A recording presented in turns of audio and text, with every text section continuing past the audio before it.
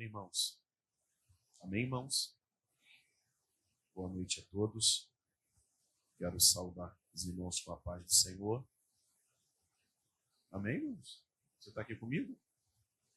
Glória a Deus, me ajuda aí, irmão. A voz não está boa, não. Mas no final vai dar tudo certo. Em nome de Jesus. Você pode abrir a sua Bíblia, por favor? Colossenses, que é o tema que nos foi proposto. Colossenses, capítulo 3. Me foi dado o capítulo 3, do verso 1 ao 10. Mas gostaria de ler os 3 primeiros versos, que tratam de forma muito clara, o que Paulo estava querendo dizer à igreja de Colosso. Capítulo 3, verso número 1, diz assim: portanto, se já ressuscitaste com Cristo, buscai as coisas que são de cima, onde Cristo está assentado à destra de Deus, à direita de Deus. Pensai nas coisas que são de cima e não nas coisas que são da terra, porque já estáis mortos e a vossa vida está escondida com Deus. Amém? Por favor, se assente. Como já foi dito, estou aqui com a minha esposa. Essa moça aí que nós estamos casados só 19 anos. Você pode dar um amém por isso? Só 19, caminhando para 20. Tem mais tempo de casado aqui do que algumas pessoas, algumas carinhas que eu vejo aqui. Glória a Deus. Pastor Carlos, obrigado pela oportunidade. Deus abençoe também. Meu abraço esteja à sua digníssima esposa, todo o seu corpo de obreiros, todo o seu ministério. E eu tenho certeza, irmãos, que essa noite já está sendo uma noite muitíssimo especial, agradável na presença do Senhor. Já recebemos muito, através dos louvores, através das oportunidades, até mesmo do momento ofertório, que, pasmem, é um dos melhores momentos que possa ter em um culto. É um momento altamente espiritual também, assim como todo o decorrer desse culto. Vamos lá, irmãos. Eu não quero perder tempo, nem tomar o seu tempo, mas ninguém melhor do que Paulo para pregar, para admoestar, para advertir, para torná-los reflexivos, como este homem chamado Paulo. Esse mesmo homem chamado Paulo, antes de ele falar à igreja de Colosso, à igreja de Filipos, à igreja de Éfeso, tantas outras igrejas, tantas cartas que ele escreveu, ele é alguém que, na íntegra, nasceu de novo. Na íntegra, na totalidade, ele teve a sua natureza antiga completamente sepultada, justamente no caminho que dava para Damasco. Quando todos sabem que, de repente, quando ele suspirava ainda ameaças contra os servos e contra a igreja, ele não encontrou o Senhor. Foi o Senhor quem o encontrou no caminho de Damasco. E a vida de Paulo é uma vida completamente diferente até mesmo das nossas, porque o texto bíblico diz que em 3 dias apenas, Paulo já era alguém que estava orando. Ele tinha 3 dias de convertido, 3 dias que o Senhor havia o encontrado. E ele já era alguém que vivenciava uma vida de oração. Então, Paulo, ele teve que rejeitar muitas coisas por amor ao Evangelho.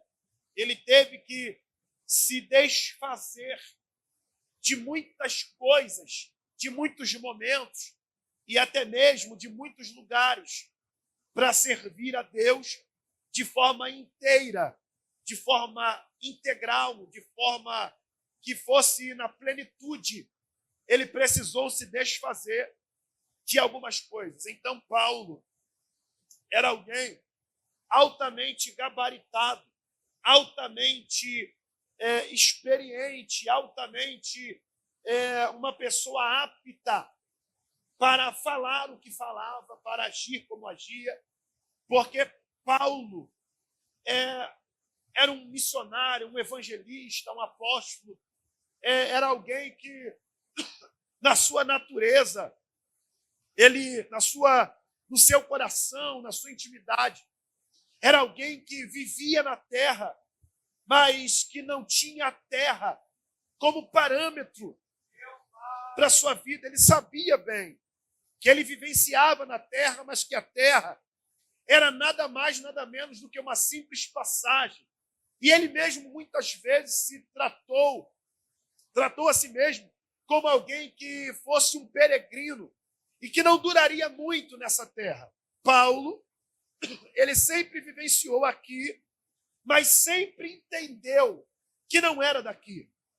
E todas as igrejas, em todas as cartas que Paulo escreveu, que Paulo admoestou, que Paulo advertiu, ele sempre tentou trazer isso para que viesse a conjuminar, para que viesse juntar uma linha, um mix de raciocínio na mente daqueles que o ouviam. E, na verdade, irmãos, nós que somos membros, nós somos espelho, nós somos reflexo da nossa liderança. Então, não há possibilidade de eu ser alguém muito bem instruído se o meu líder não for apto para fazer o que está fazendo. Pois a Bíblia diz que não há como um cego guiar outro cego, porque se um cego guiar outro cego, os dois cairão no buraco. Então, Paulo era alguém altamente apto, altamente pronto para falar tudo que falava. E eu dei esse giro para que nós cheguemos aqui no capítulo 3 de Colossenses, porque o verso de número 1, Paulo dá a seguinte informação para a igreja de Colossos, para os colossenses: portanto, se vós ressuscitasteis com Cristo, buscai as coisas que são de cima. Você percebeu que a expressão que Paulo usa no verso 1 é a expressão ressuscitasteis, que é oriunda da palavra ressuscitar. E ressuscitar, na verdade, nada mais é do que voltar à vida novamente. Para que fique claro, é como se Paulo estivesse dizendo: vocês que foram ressuscitados com Cristo, ou seja, vocês que nasceram de novo, buscai as coisas que são de cima. Espera lá, Deus, ele não fala com ausente, ok? Deus, ele fala com presente. E se Paulo disse: se vocês que foram ressuscitados com Cristo, vocês precisam ter a ideia de que vocês não podem buscar coisas daqui. Vocês precisam buscar coisas daqui. Paulo já entendeu o seguinte: vocês nasceram de novo. E há uma grande incoerência na vida de quem nasceu de novo buscar desenfreadamente coisas que são da terra. Paulo disse: vocês já nasceram de novo. Então a primeira dica que Paulo deu é: já que vocês nasceram de novo, buscai as coisas que são de cima. Se Paulo disse buscai as coisas que são de cima, é porque automaticamente eles vivenciavam como nova criatura com práticas velhas, buscando coisas que são da terra.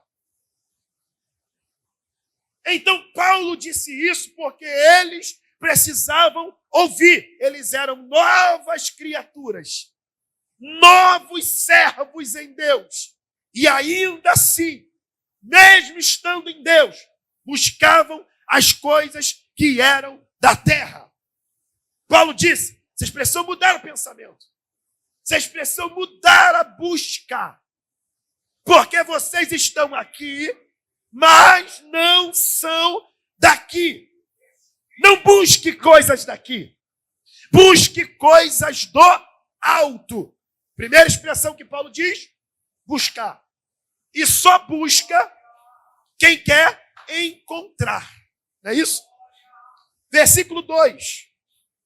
Portanto, pensai nas coisas que são de cima. Primeira orientação, meu amigo. Buscai as coisas que são de cima. Segunda orientação. Pensai nas coisas que são de cima. Primeiro, Paulo orientou. Busque coisas que são de cima. Segundo, pensem nas coisas que são de cima. Terceiro, vocês já estão mortos. Paulo estava dizendo o seguinte: vocês não podem pensar em coisas que são daqui, porque para este mundo vocês já estão mortos. É como se vocês não existissem aqui. Vocês estão mortos. Mas, todavia, porém, entretanto, as vossas vidas estão escondidas em Deus. Espera aí, irmãos. Primeiro, buscar. Segundo, pensar. Terceiro, vocês estão mortos. Quarto, as vossas vidas estão escondidas em Deus. Você percebeu? Que primeiro busca, depois pensa. Depois Paulo orienta que eles estão mortos para esse mundo. E automaticamente Paulo diz, vocês, por estarem buscando coisas de cima agora, pensando nas coisas de cima agora, e o pleno entendimento que estão mortos para esse mundo, agora as vossas vidas estão escondidas em Deus. Quando fala de esconderijo, fala de alguém que é guardado para não se perder. Deus está falando com alguém aqui essa noite. Se você buscar, se você pensar, você terá a sua vida escondida em Deus. E não vai ter diabo, não vai ter demônio que vai conseguir tocar em você. Porque o diabo não toca em quem busca coisas que são de cima. O diabo não toca em pessoas que pensam nas coisas que são de cima. E se ele não toca em quem busca, em quem pensa, ele jamais conseguirá tocar em quem está escondido em Deus. Cadê os escondidos em Deus aqui? Cadê os escondidos em Deus? Só que Paulo segue orientando, e a outra orientação que ele dá, no verso 5, isso me chamou a atenção. Ele grita na alma dos colossenses, dizendo, mortificai. Espera aí, irmãos. Versículo anterior, ele diz, vocês já estão mortos. Você percebeu? Porque morto é uma expressão que dá para alguém que findou a vida. Mas ele está dizendo, vocês estão mortos para este mundo. Versículo subsequente, mortificai. Espera aí, irmãos. A expressão mortificar é diferente da expressão morte. Porque mortificar significa entorpecer, suprimir, extinguir. Glória a Deus. a violência, a velocidade, o vigor e a força. Parece estranho, porque Paulo está dizendo o seguinte: vocês precisam mortificar, ou seja, vocês precisam tirar a violência, o vigor. E tirar o vigor de quê? Da carne. Porque Paulo percebeu o seguinte: o que a carne faz com vocês? É a carne que manda, porque a carne está mais forte. Então, o que está dominando vocês? Os prazeres, as concupiscências, as avarezas. E tem mais, isso é coisa de crente, apetite desordenado. Até nisso tinha na igreja de Colosso. E Paulo está dizendo, para mim principalmente, minha esposa me conhece melhor do que ninguém. Paulo estava dizendo o seguinte: vocês estão usando os prazeres como fonte mais forte para viver. Só que vocês precisam mortificar isso. Você pode ser feliz, irmãos. Você pode ser alegre. Só que como alguém que nasceu de novo, você não pode vivenciar uma vida baseada em prazeres. Nós não somos animais irracionais. Nós não somos movidos por instinto. Nós não somos movidos por desejos. E uma das coisas que Paulo disse é: vocês precisam mortificar no que tange a prazeres, apetite desordenado e mais, concupiscência. Por que concupiscência? Ele usa a palavra. Porque concupiscência nada mais é do que o desejo desenfreado pela sexualidade. E a sexualidade é aflorada por algo chamado prazer da carne. Era Paulo dizendo o seguinte: eu sei que mesmo vocês tendo nascido de novo, vocês têm desejo dessa maldita que quer levar vocês para o inferno. Mas eu preciso dizer isso a vocês: suprime essa carne. Suprime esses desejos. Eu sei que você quer pecar, mas por favor, suprima isso. Extingue isso se for possível. Mortifique esta carne que não vai te levar a outro lugar senão o inferno. Eu sei que é um tema completamente difícil de ouvir, de pregar. Mas é uma mensagem extremamente necessária. A gente precisa buscar, precisa pensar, precisa mortificar a nossa carne. Porque Paulo está dizendo o seguinte: e vocês precisam também mortificar, dominar uma coisa chamada avareza. Aqui nessa noite não tem avareza. Só em Belfor Roxo, aqui não. De repente, em Nova Iguaçu, aqui em Camará, não tem. A gente precisa abandonar, suprimir a avareza. Pois bem, versículo subsequente, Paulo diz: porque a ira de Deus opera sobre os filhos da desobediência. Paulo está dizendo o seguinte: eu só posso orientar.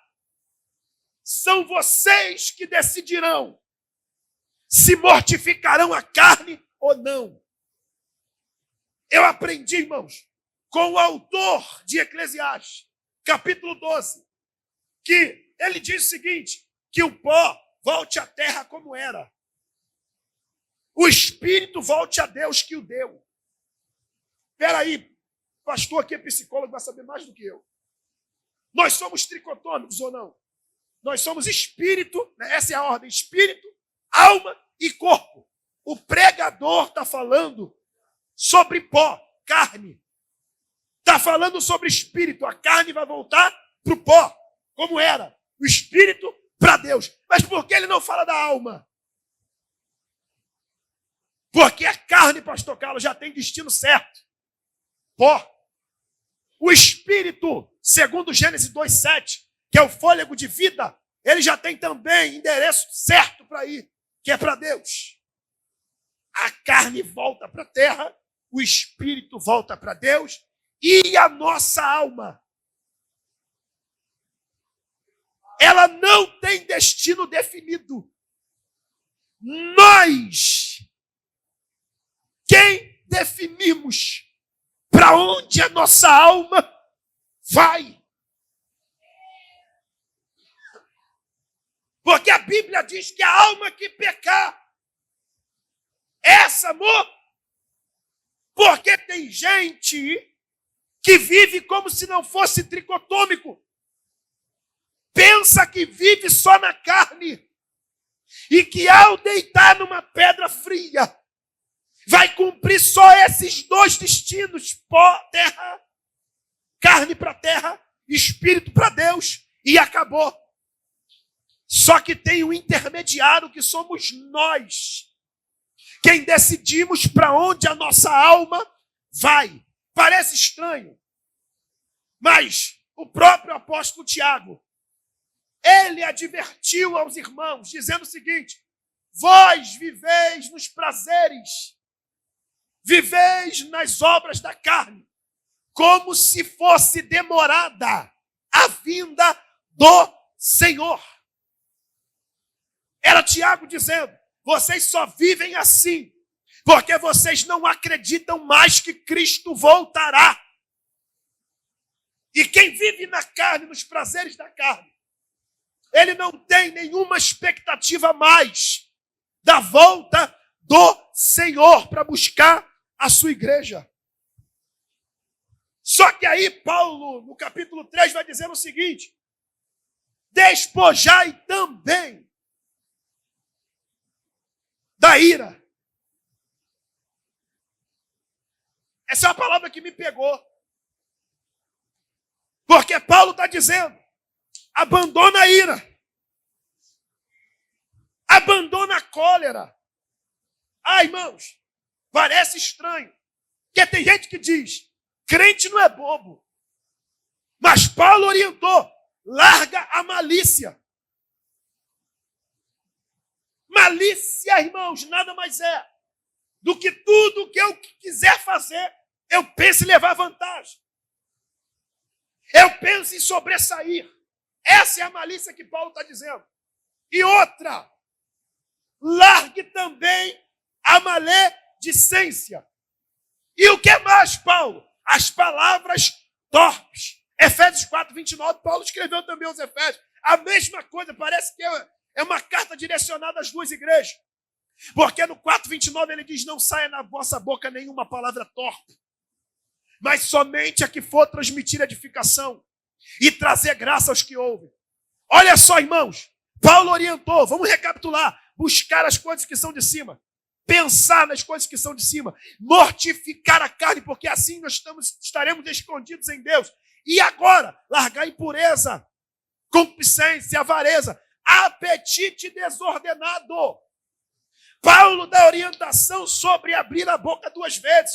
A primeira, para comer de forma desordenada. E a segunda, para falar o que não se deve.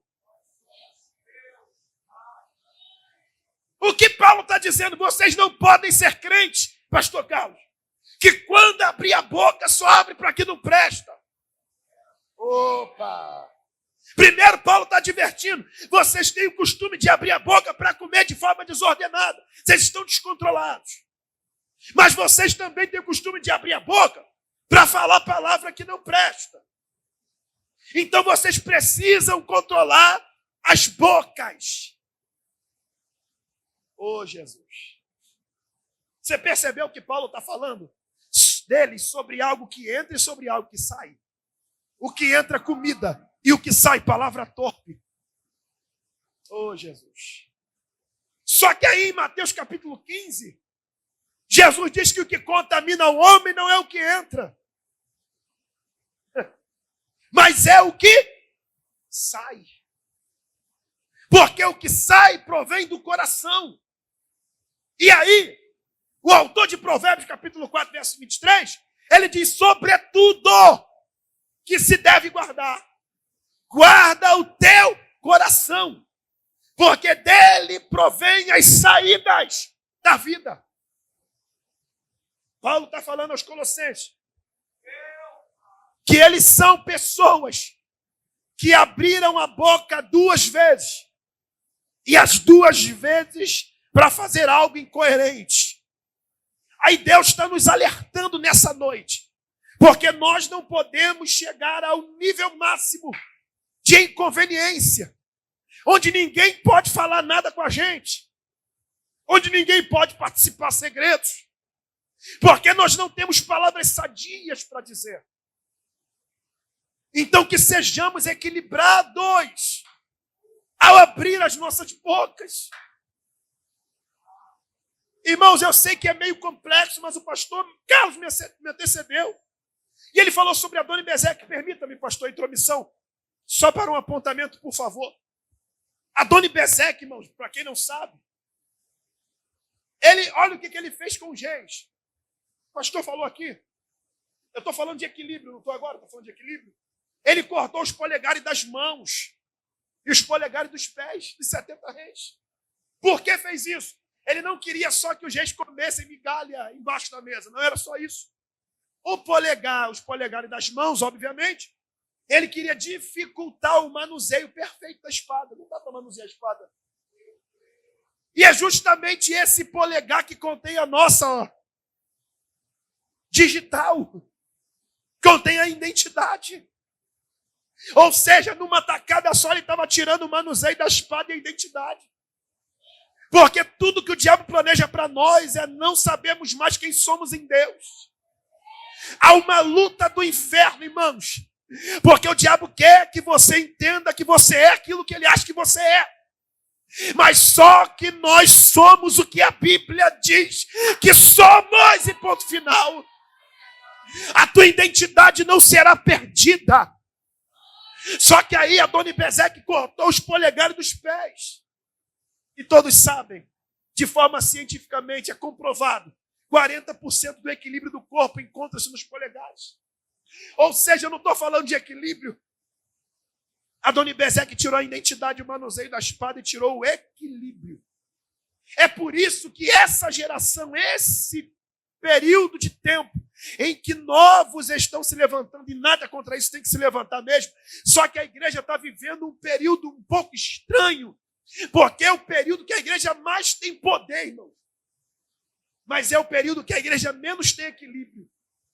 É o momento que o crente consegue pular e rodar aqui no domingo, mas consegue cumprir os desejos da carne no dia seguinte. É porque o poder que move ele não muda ele. Está nos faltando equilíbrio. Eu não tenho nada contra quem pula e quem roda, porque eu sou pentecostal até o último fio de cabelo. Só que existe uma palavra chamada equilíbrio. E se o inferno mexer no nosso equilíbrio, oh glória a Deus, o que vai sair da nossa boca serão palavras terríveis.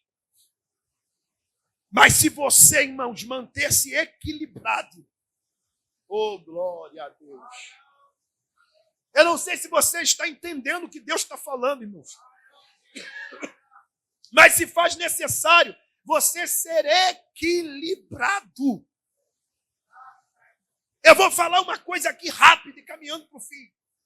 Quando nós alcançamos equilíbrio em Deus, sobriedade, sabe o que acontece com a gente? Principalmente quem é casado, quem tem família, quem tem filho, esposa, vice-versa. Quem é equilibrado, irmãos, entenda isso que eu vou lhe dizer. Eu não estou dizendo que você não tem que vir aos cultos. Pelo contrário, você tem que vir aos cultos. Só que quem é equilibrado, meu amigo, ele consegue entender que um sorvete na praça com a família também é culto. Ou não? Que um cinema em família também é culto. E que não existe culto e devoção melhor para se prestar a Deus do que cuidando da nossa casa e família. Quer ver um ponto máximo de desequilíbrio? Isso vai para os itinerantes e nada contra eles, porque também sou. Mas quando atingimos o ápice do desequilíbrio, entendemos que o nosso ministério depende de microfone na mão e igreja aberta. Eu tenho que ter agenda todos os dias, isso é desequilíbrio. Itinerância é uma coisa, incoerência é outra. Haja vista que se eu pregar todos os dias, quando tirarei para ouvir? Oh, Jesus está aqui, irmãos. Jesus está aqui, irmãos. Oh, glórias a Deus. O ápice do desequilíbrio é eu como itinerante.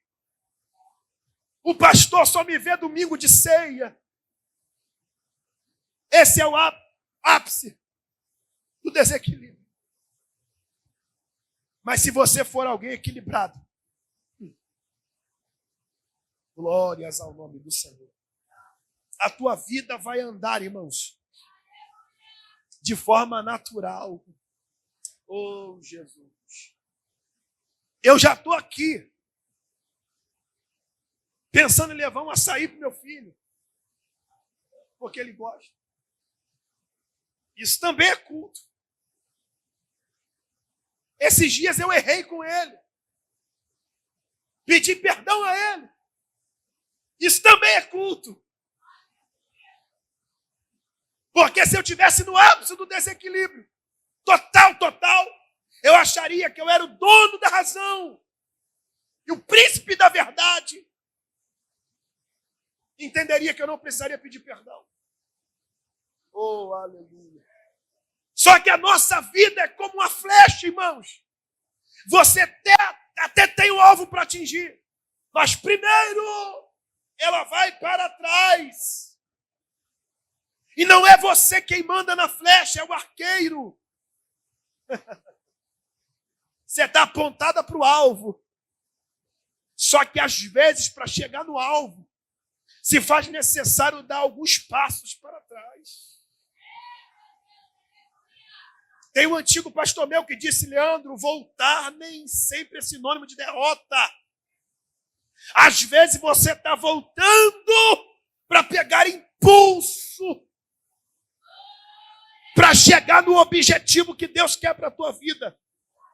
Irmãos, eu tenho certeza absoluta que Deus está falando com você, eu tenho certeza disso. Por que eu tenho certeza? Porque eu falo para mim, Leandro, não me falta poder, irmãos. Mas quantas vezes me faltou equilíbrio? Quantas vezes me faltou sobriedade? Quantas vezes me faltou maturidade e compreensão? Ou é só para mim ou para você também? Eu finalizo aqui. Capítulo 3. Versículo de número 9.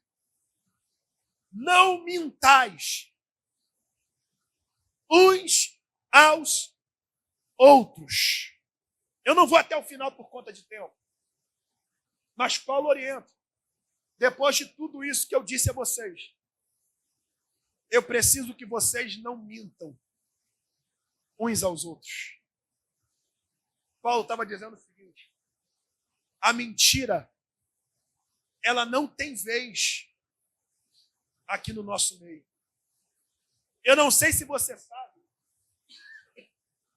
Você lembra que a igreja aumentou de tamanho? Em Atos capítulo 6, você lembra disso? Quem lembra, dá glória a Deus. Dá um aleluia aí, irmãos. Atos capítulo 6, a igreja aumentou de tamanho. Com isso, os apóstolos não podiam largar o ministério da oração e da palavra para servir as mesas. Foi aí que houve a instituição dos diáconos.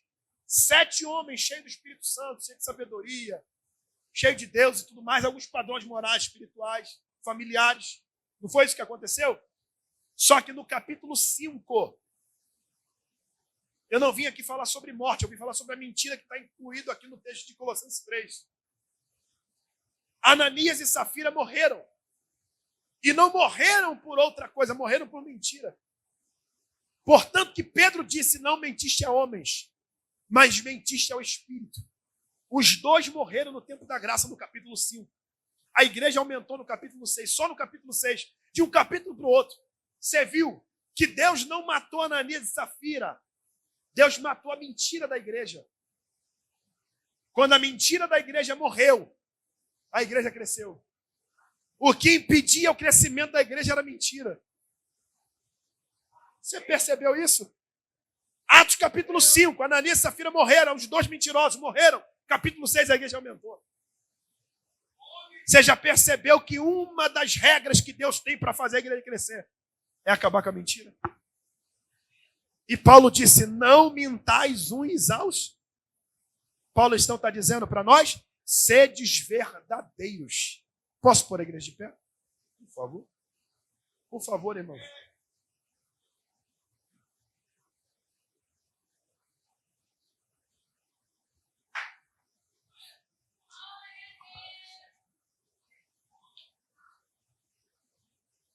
O pastor aqui, irmãos, eu vou dar ele como referência. Perdoa, tá, pastor? Não vou dar só como referência. Pelo fato do senhor ser psicólogo, é capaz de eu sentar com o senhor 10 minutinhos só saber se eu estou mentindo ou se eu estou falando a verdade. É capaz, não é capaz? Há uma probabilidade, uma grande probabilidade, né? Mas por que Paulo orientou? Não mintais uns aos outros. Porque Paulo, olha que era Paulo. Paulo não tinha tempo para levantar a igreja e ficar aqui paparicando a igreja. Ele levantava a igreja, levantava um líder e ia. Levantava outra igreja, levantava um líder e ia. E ele vivia por meio de cartas, ó. Por meio de cartas. E a prova de que Paulo era tão espiritual, irmãos, olha para cá. Que na igreja de Corinto, por exemplo, ele fala assim, ó. Mesmo ausente em corpo, eu estou presente em espírito.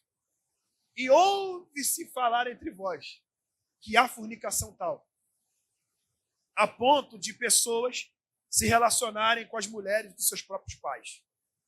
Ele fala isso. Aí Paulo dá uma orientação. Eu rogo a Deus para que entregue a carne para que seja destruída, para que a alma seja salva no dia do Senhor. Ele fala isso. Só que Paulo era tão espiritual, irmão, que a igreja de Corinto era a igreja da excelência dos dons espirituais.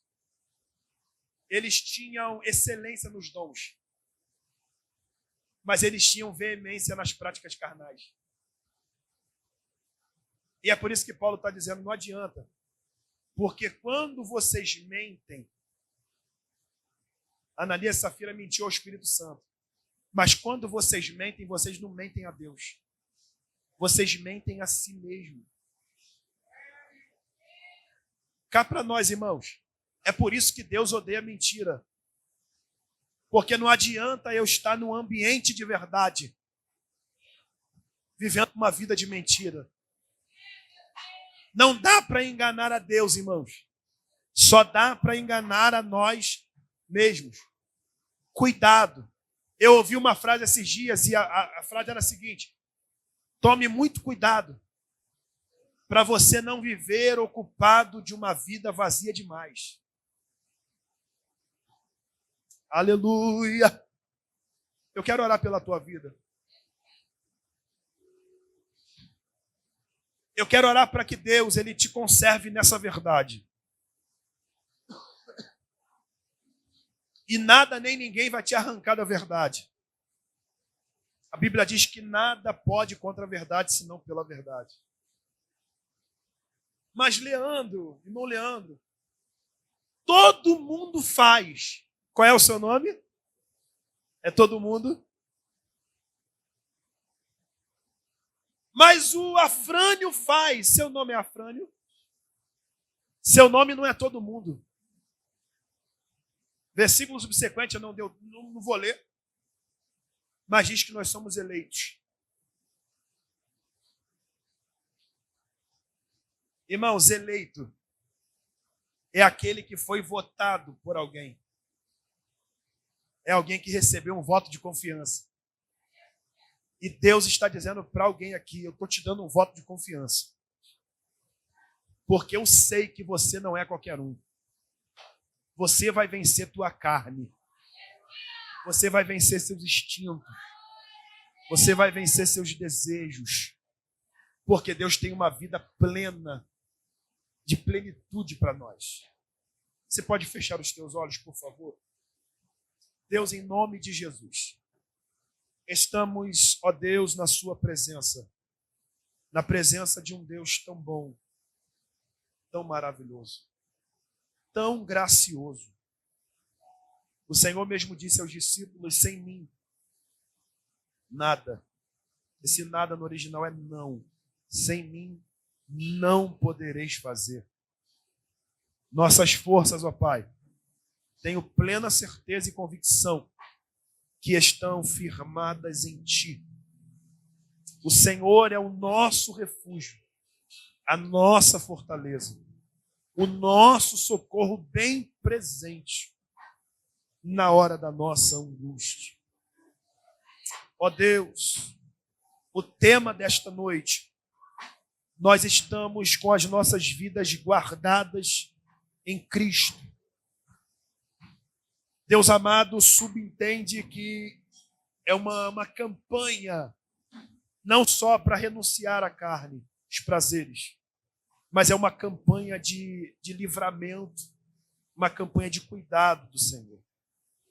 Então, ó Deus, que nós, com as nossas atitudes assertivas, nós nos coloquemos, ó Pai, no centro da sua vontade e do seu querer. Ó Deus amado, eu não conheço a intimidade de ninguém que aqui está, mas o Senhor conhece. O Senhor quem os trouxe aqui. E o Senhor que sabe, ó Deus amado, como tratar o coração de cada vida, Senhor, que aqui está. Ó Deus, eu como ministro do Teu Evangelho Santo, eu quero declarar, ó Deus, sobre a vida desta igreja metodista Anatote, ó Pai. Deus amado, Anatote é uma terra em que nasceu um dos maiores profetas da Bíblia. Ó Deus, e que este lugar também seja como Anatote. Ó Deus amado, um lugar onde o Senhor levante grandes pessoas aqui, grandes ministérios nesse lugar. Eu declaro a bênção, eu declaro a vitória, eu declaro as realizações. Deus amado, que o Teu nome, Senhor, venha a ser exaltado neste lugar. Quebra as cadeias, as correntes, os cadeados, as algemas, tudo aquilo que amarra, tudo que prende, tudo aquilo que obstrui, que neutraliza. Deus amado, nós damos ordem agora no campo espiritual que saia deste lugar no nome de Jesus. Deus amado, eu sempre te peço pelas igrejas que vou pregar, que o Senhor libere uma bênção muito especial para a vida do pastor dessa casa, para toda a sua casa e para a sua família. Em nome de Jesus, nós sairemos daqui dentre alguns minutos, mas a Tua presença permanecerá aqui e também dentro de nós. Deus amado, seja conosco, é o que nós te pedimos, em nome de Jesus. Exalta o Senhor com as palmas.